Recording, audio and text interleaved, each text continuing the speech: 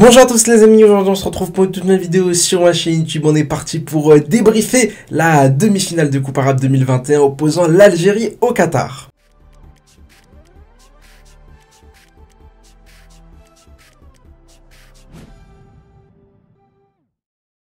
Parti du coup pour débriefer cette demi-finale complètement folle entre l'Algérie et le Qatar, entre le pays hôte et la sélection algérienne. L'Algérie s'est donc imposée sur le fil 2 buts à 1 au bout du temps additionnel, un temps additionnel qui aura été évidemment interminable, dont on en reparlera un peu plus tard dans cette vidéo. La sélection algérienne respecte entre guillemets la logique, c'est clairement la meilleure équipe qui s'est imposée aujourd'hui. Déjà sur le papier, je pense qu'on est tous plutôt d'accord pour dire que l'Algérie était supérieure sur le papier à cette sélection du Qatar, mais aussi sur le terrain, c'est clairement pas volé. La qualification elle est complètement logique pour l'Algérie. L'Algérie retrouvera donc la Tunisie dans quelques jours pour cette finale de Coupe Arabe. Un autre derby pour la sélection algérienne. L'Algérie aura quand même affronté l'Égypte, le Maroc et la Tunisie.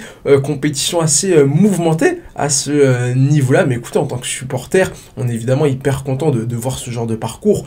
Voilà, il y a de l'ambiance, il y a de l'émotion, voilà, il y a du suspense, il y a du drama, il y a du spectacle et forcément ça fait plaisir. Bougara, on va parler beaucoup des choix de Bougara aujourd'hui.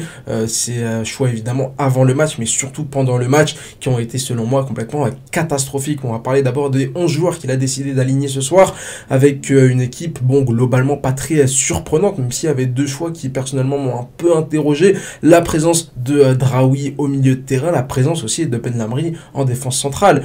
Touguet qui avait été quand même très intéressant face au Maroc, très intéressant face à l'Égypte, a tout simplement été écarté avec le retour de Ben Lamri. Alors on sait que cette Coupe Arabe, elle sert aussi à pas mal de joueurs au sein de l'effectif de se préparer pour la Coupe d'Afrique des Nations, et clairement avec la titularisation de Ben Lamri qui pour moi ne fait pas partie des deux meilleurs défenseurs centraux de cet effectif, bah Bougara va tout simplement envoyer un message assez clair. On prépare la Coupe d'Afrique avec cette titularisation de Jamel Ben Lamri. Ensuite, on va évidemment parler de cette première période où, écoutez, bah sans vouloir me vanter, mais on a vu de toute manière tout ce que j'avais prédit entre guillemets dans ma vidéo d'avant-match, avec une sélection qatari qui a joué de façon très organisée défensivement mais aussi offensivement, avec ces 5 défenseurs qui ont rendu évidemment la tâche très compliquée aux attaquants algériens, une équipe qui offensivement était quand même extrêmement bien rodée. On l'a vu au niveau des circuits de passe, on l'a vu à la relance. Forcément quand on joue à 5 défenseurs, on a beaucoup plus de facilité à écarter le jeu, à élargir le jeu, à respirer, et c'est vrai que les Qataris en première période ont eu quand même quelques séquences assez intéressantes.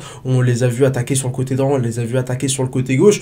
Personnellement, je vais pas dire que j'étais impressionné, mais voilà, faut quand même saluer quand une équipe nationale, on sait qu'en sélection c'est quand même compliqué d'apporter une vraie patte, d'apporter un vrai style de jeu, et c'est vrai que les Qataris en première période, ils ont quand même fait 2-3 séquences assez intéressantes, mais globalement, voilà, offensivement, ça a été quand même extrêmement pauvre. J'avais dit qu'il fallait se méfier du pressing qatari, on l'a vu, hein, les Qataris sont venus nous presser, alors pas très haut, jamais en équipe, jamais en nombre, toujours avec 2-3 joueurs au grand maximum, et avec 2-3 joueurs ils ont été quand même capables de mettre en difficulté la sélection algérienne. Raïs Mboli nous a fait quand même peur 2 fois en première mi-temps en tentant à chaque fois un crochet sur l'attaquant adverse.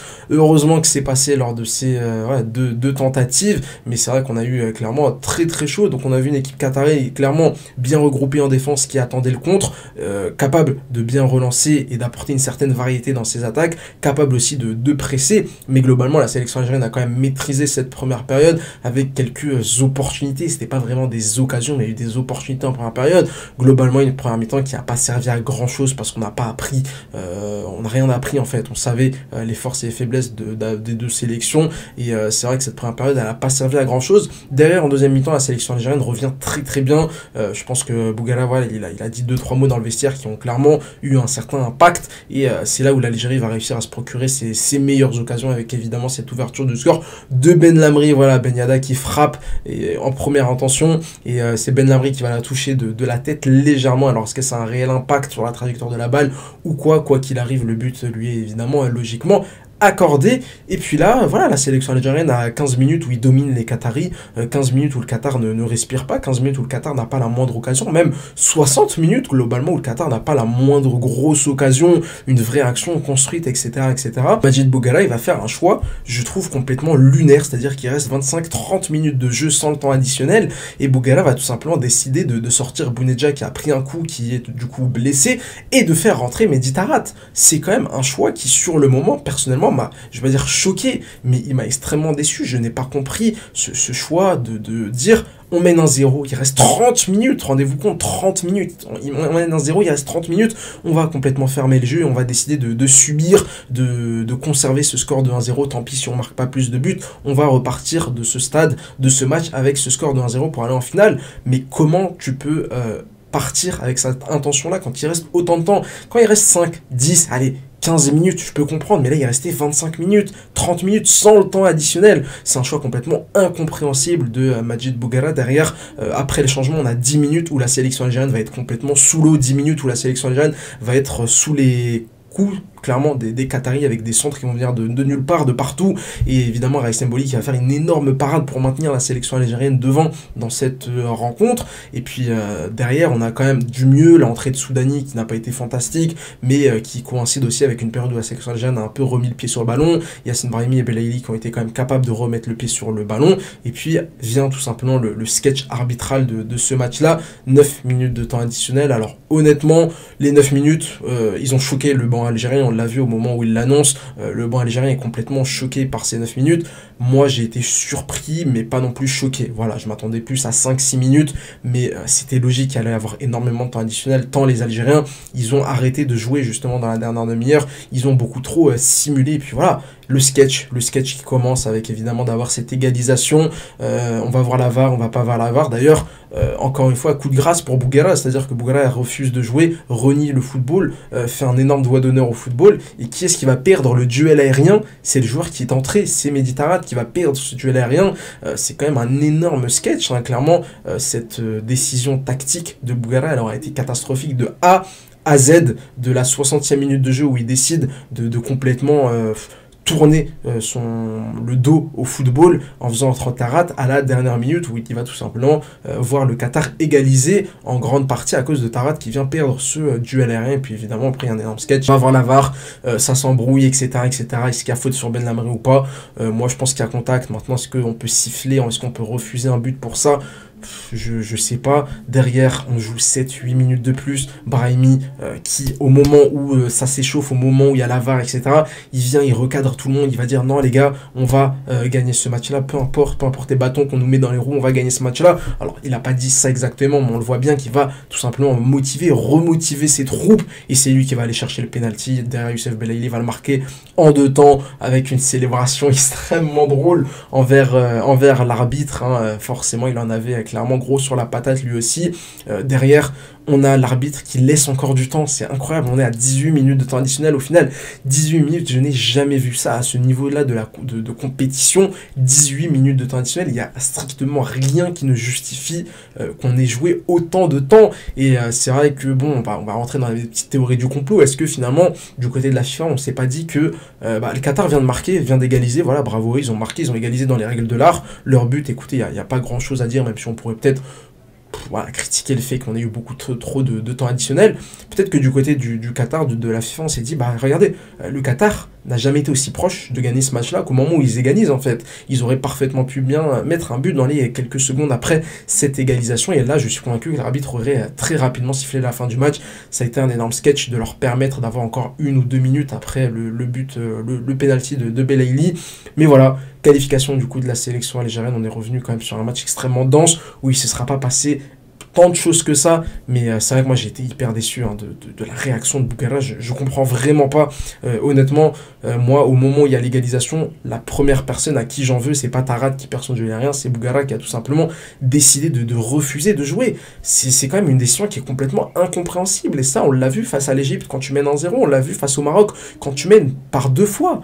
2 fois, tu te fais revenir par 2 fois face au Maroc. On le voit ce soir, c'est quand même 3 matchs extrêmement importants face à des adversaires de qualité où malheureusement quand tu marques, t'es pas capable d'aller chercher le but du break. Normalement quand la sélection algérienne marque le premier but, on devrait être surmotivé pour aller chercher le deuxième but, on devrait pas être surmotivé pour aller défendre nos cages et se dire qu'une avance de 1 but est suffisante au haut niveau. C'est quand même assez incroyable. Moi personnellement j'ai été extrêmement déçu du coaching de Bouguerra derrière l'entrée de Soudani. C'est un énorme sketch. L'entrée de Taarabt aura été un énorme échec étant donné que c'est même lui qui va perdre ce duel aérien, alors que vous allez me dire que sur le banc il n'y a pas tant de joueurs intéressants que ça, mais je pense qu'il y avait largement mieux à faire, parce qu'encore une fois cette équipe qatari, avec tout le respect que j'ai pour eux, elle est pas impressionnante, c'est pas une équipe qui, avant la 60e minute de jeu, avant que Tarat rentre, c'est pas une équipe où tu te dis ah ouais on va pas gagner ce match là. Moi honnêtement à la mi-temps il y a 0-0, oui l'Algérie n'est pas au-dessus, oui l'Algérie n'est pas beaucoup au-dessus, mais je me dis que ça va le faire en deuxième mi-temps, l'Algérie va réussir à trouver la faille, et va réussir à enchaîner derrière en mettant deuxième, troisième but sans aucun souci, et finalement on n'aura même pas eu le temps de voir ça, on n'aura même pas eu le temps de voir l'enchaînement après l'ouverture du score, étant donné que Bougherra décide tout simplement de tout de suite faire un changement tactique catastrophique. Du coup, pour ma petite vidéo, on va évidemment parler de quelques perfs individuels qui auront été, je pense, assez intéressantes. Évidemment, Brahimi, qui gagne beaucoup de points. Je vois pas comment est-ce que Brahimi ne pourrait pas être à la CAN au Cameroun dans quelques semaines. Encore une fois, aujourd'hui, il est tout simplement déterminant.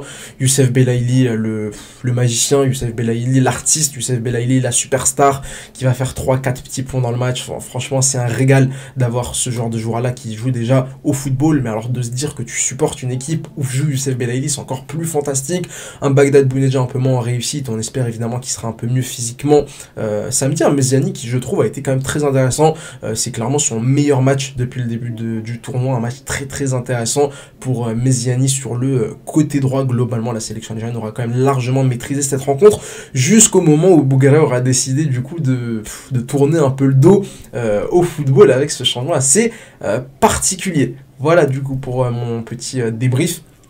N'hésitez pas à me dire ce que vous en avez pensé. N'hésitez pas à commenter tout simplement en commentaire, à me donner vos flops et vos tops de cette rencontre. Si cette vidéo vous a plu, n'hésitez pas à mettre un like et à vous abonner pour ne pas louper les prochaines. On se retrouve du coup dans quelques heures, quelques jours pour mon avant-match pour cette finale de Coupe Arabe 2021. Si cette vidéo vous a plu, n'hésitez pas à mettre un like et à vous abonner pour ne pas louper les prochaines. Comme je vous l'ai déjà dit, et n'hésitez pas à me suivre sur Twitter pour tranquillement parler football. Allez, ciao ciao.